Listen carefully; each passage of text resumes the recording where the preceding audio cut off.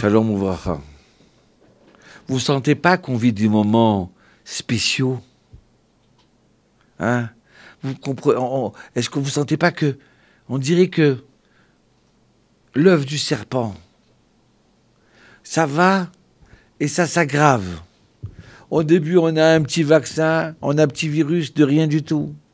Et on se dit qu'il va se terminer en été. Et après, il va se terminer à là. Et après, il y a le vaccin. Et on ne voyait pas qu'on n'arrive plus à tenir. C'est la débandade. Je ne cherche pas à vous angoisser. Pas du tout. Je veux juste qu'on prenne conscience. Il ne faut pas qu'on ait peur. D'accord? Mais on doit prendre conscience qu'on vit des moments qui sont très drôles. Qu'on vit peut-être maintenant des Chevlei Mashiach, la venue du Mashiach, les contractions de la venue du Mashiach. Vous ne sentez pas ces contractions-là? Avant, on dirigeait tout avec l'argent, avec l'armée, avec la force. Mais toutes ces valeurs, elles sont parties en l'air. La médecine, moi j'habite à côté de l'hôpital, je suis tranquille. Mais aujourd'hui, on a peur d'habiter à côté de l'hôpital. On a peur d'aller à l'hôpital. Au début de ce virus, vous savez combien de médecins, ils ont fermé les portes sur cette partie du corona, ces chambres spéciales-là, où des gens ils sont morts de faim parce qu'on avait peur de rentrer et d'attraper le virus. Et il y a des médecins qui sont morts malheureusement aussi du virus. Vous voyez pas qu'on n'arrive plus à attraper la situation là? Encore une fois, mon but c'est pas d'avoir peur. Mon but c'est pas d'avoir l'angoisse, pas du tout. Mon but c'est quoi? C'est de prendre conscience, de se réveiller, d'arrêter de se disputer, d'arrêter de se chamailler, d'arrêter de dire à celui-là, je voulais faire ça, il a fait pareil que moi, il a pris ça, d'accord, et je lui ai rendu service la dernière fois, et regarde qu'est-ce qu'il m'a fait.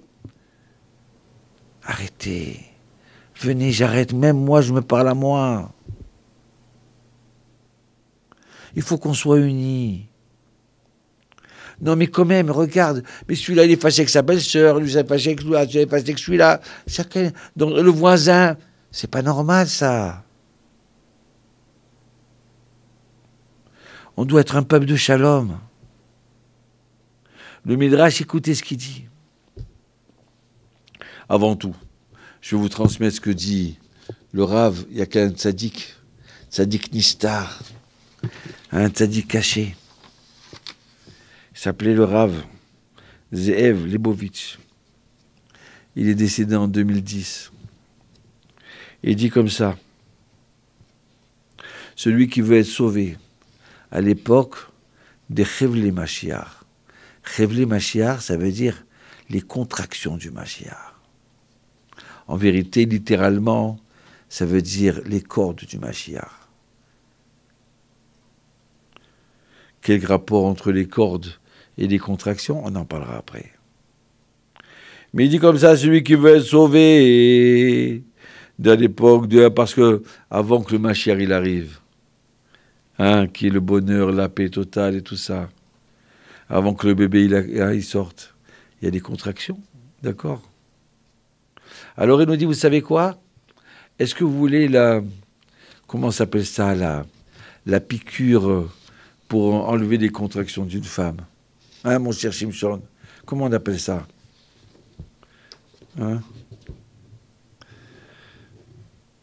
aïe, aïe, aïe, aïe. Bon, vous avez compris en tous les cas. Alors, c'est quoi cette piqûre qui va nous sauver des contractions? Alors, il dit comme ça, écoutez bien. On lui demande d'aider, qui s'occupe d'aider, de faire du chesed, qui s'occupe d'étudier la Torah. Et pas qu'une fois il la connaît, la Torah, il va commencer à l'imposer sur la tête des autres. Et aussi, qu'il soit Rahman, les Rachem, qu'il ait pitié des autres. Et aussi, qu'il soit Mevater, C'est quoi Mevater? Abandonner, pas tenir la chose. Lâche, laisse couler, c'est pas grave. Efface, on t'a fait quelque chose, allez, laisse couler. Non mais pourquoi le verre, il n'est pas juste à cet endroit-là? Et j'ai dit quelque chose, il faut qu'on écoute ce que je dis. Toi, Mevater, annule-toi. Et il dit une dernière chose encore. Et le plus important, c'est quoi? L'olitzok al-shum yehudi. De ne pas crier sur aucun juif. Qu'il soit riche, qu'il soit pauvre, qu'il soit important, qu'il soit pas important. De ne pas crier. Why? Celui qui veut être sauvé à la venue du Mashiach. C'est vrai que c'est important d'étudier la Torah. C'est important de faire les mitzvot. D'accord? Mais surtout ce pilouk, où chacun se sépare de l'autre. Chacun il est fâché avec l'autre. Chacun il a son parti. D'accord? Et parce que chacun qui a son parti, et quelles élections, il faut qu'on salisse l'autre. Il faut qu'on parle bien de la synagogue de l'autre, de l'école de l'autre, de la vie de l'autre. Ça y est, ça suffit. Aïe. Alors regardez.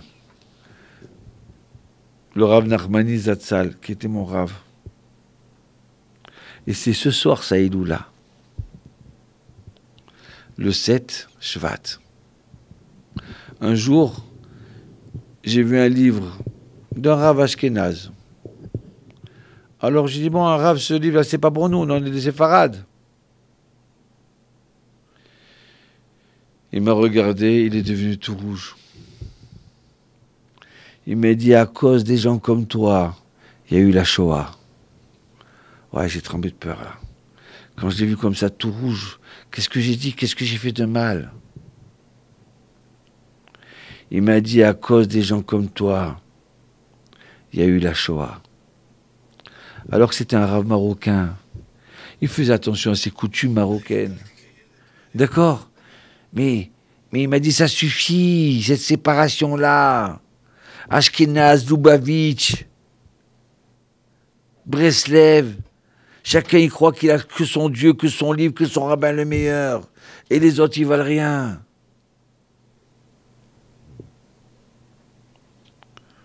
À cause de toi, il y a eu la Shoah, il m'a dit. Le Midrash, il dit, écoutez bien ce qu'il dit le Midrash. Keshem she'en partoufehem, shebne adam shavim. De la même façon que le visage de chaque personne, il n'est pas égal à l'autre. Chacun a un visage différent. Alors quoi? Eh bien pareil, les pensées, les réflexions, le comportement, la vie, elle est différente de l'autre. Donc alors à ce moment-là, tu viens, tu critiques parce que ah mais regarde celui-là comment il est, et regarde celui-là comment il marche, et regarde celui-là comment il parle. Arrête, vis ta vie, perfectionne-toi, arrête de critiquer l'autre, arrête de pas, tu comprends pas parce que lui il pense pas comme toi. Mais c'est normal qu'il pense pas comme toi. Il n'a pas le même visage que toi. C'est ça la grandeur du peuple d'Israël. On ne parle pas de gens qui sont kofrim, que peut-être les pauvres, s'ils ne croient pas à la Torah et s'ils sont contre tout ça, c'est parce qu'ils sont nés dans un berceau. Ils n'ont pas pris le biberon qui était la Torah. Ils ne sont pas tombés dans la marmite. Mais déjà rien qu'entre nous. Venez, on apprend à se respecter. Venez, on apprend à s'annuler devant l'autre. C'est pas grave. Et regardez, je termine par une chose extraordinaire. Pourquoi on parle de Chevle Mashiach, les cordes du Mashiach, qui s'appellent les contractions? Et là, c'est pour nous apprendre que c'est quoi une corde? J'écoutais un chidouche extraordinaire. Une corde, elle est constituée de petites cordes, de petits fils, Un fil, plus 2 fils, plus 3 fils, plus 4 fils, plus 10 fils, plus 100 fils. Et c'est ça qui fait une corde. Un fil tout seul, tu peux le craquer. Mais la corde, elle tient bien et dure. Vous comprenez?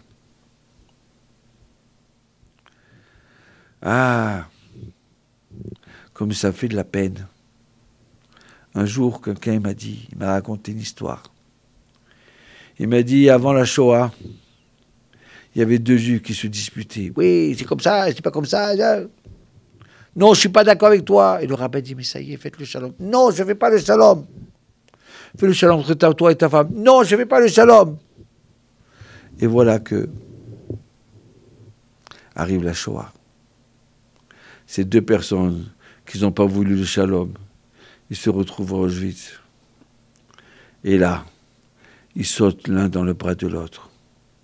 Et ils se mettent à pleurer et à s'attraper fort. Et ils disent, qu'est-ce qu'on était idiots. Qu'est-ce qu'on était idiots. Vous comprenez? Au moment où les tours, en 2000, le 11 septembre, les tours étaient en train de s'écrouler. Les derniers messages qu'ont donnés les gens avant de mourir. Alors qu'ils sont partis le matin, ou la veille, ou l'avant-veille, fâchés, avec leur mari, avec leur femme, en disant « je peux plus de toi, je vais divorcer, je peux plus ». Vous savez c'est quoi les derniers mots qu'on a entendus dans les messages qu'ils ont retrouvés les Américains? Ma femme, je t'aime. Ma femme, tu es la chose la plus importante pour moi. Mon frère, je ne t'oublierai jamais. Excuse-moi. À ce moment-là, les derniers mots qui ont été dits, c'était des mots d'amour, des mots d'union, des mots de bracha, parce que ça brûlait de partout. On arrive à l'essentiel. Donc venez, on arrive à l'essentiel. Maintenant, on y arrive à l'essentiel. Jusqu'à quand il va y avoir des mutations de ce virus-là? Donc il faut tenir fort et se tenir tous ensemble. Allez, on est prêt. On n'est pas prêt. Mais je vous dis sincèrement, je ne suis pas prêt pour l'avenir du Mashiach. D'accord? Je ne suis pas prêt pour toutes ces souffrances-là. Je ne suis pas à la hauteur. Mais rien que j'en rêve de ça, bien que je veux cette union-là, je vais y arriver. Et au moins je dirai à Hachem, j'ai tout essayé. Alors, venez. On a tellement rêvé de ce moment-là, de la venue du Mashiach, que je vous dis maintenant, on le vit maintenant. Elles arrivent, elles sont là, les contractions. Alors, il ne faut pas avoir peur, mais il faut tenir bien la corde. Hein? Comme un chacham, il a dit, à la venue du Mashiach, là, tous les juifs vont attraper une corde. Et la corde, elle va bouger énormément.